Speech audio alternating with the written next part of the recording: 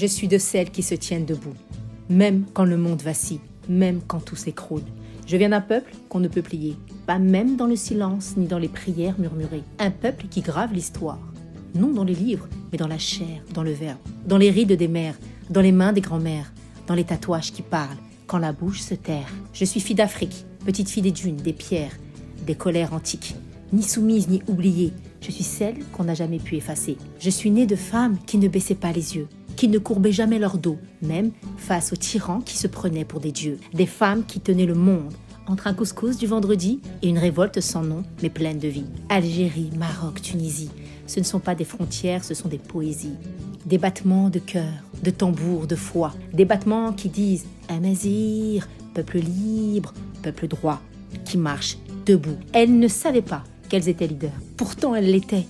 Dans la douleur, dans l'ardeur. Elles ne lisaient pas les livres, mais elles lisaient la vie, la terre, les hivers. Elles n'avaient pas de micro, mais leur silence hurlait comme des échos. Et moi, je suis leur voix. Je suis la réponse à leurs prières, le cri qui a survécu à la poussière. Je suis celle qui parle pour toutes celles qu'on a fait taire, celle qui enseigne à se relever, à dire non, à dire je suis. Quand le monde dit tais-toi, fuis. Je suis la fille du vent, du sable et de la pierre, petite fille des forêts d'olivier, des terres fières, sœur des cendres, des flammes. Je suis celle qui fait feu de son âme. J'ai choisi de vivre debout, plutôt que de mourir à genoux. Et si ma parole dérange, c'est qu'elle n'arrange ni les dominants, ni les faux sages. J'ai accompagné des milliers de voix à renaître, à crier, à vibrer, à redevenir être. Pas pour faire du bruit, mais pour faire de la place. À la vérité, à la beauté, à la justice, mais surtout à la dignité. Je suis Amazir, pas par étiquette, par héritage. Ma parole est un tatouage sur l'âme, un symbole d'unité,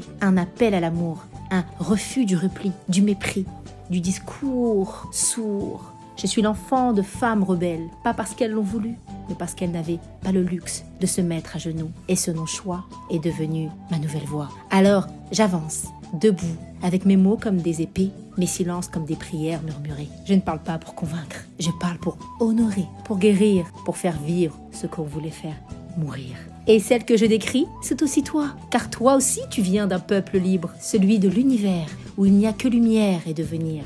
Alors lève-toi, pas demain, il sera trop tard, maintenant. Lève-toi pour elle, pour toi, pour nous, pour les générations futures. Ose dire ce que d'autres taisent. Ose marcher là où d'autres sont à genoux. Ose incarner ce feu ancien que tu portes sans le savoir. Ce n'est pas un simple slam, c'est un appel, un tambour, une transmission, un héritage en marche, un pont entre les cicatrices et les victoires, un pacte sacré entre nos âmes.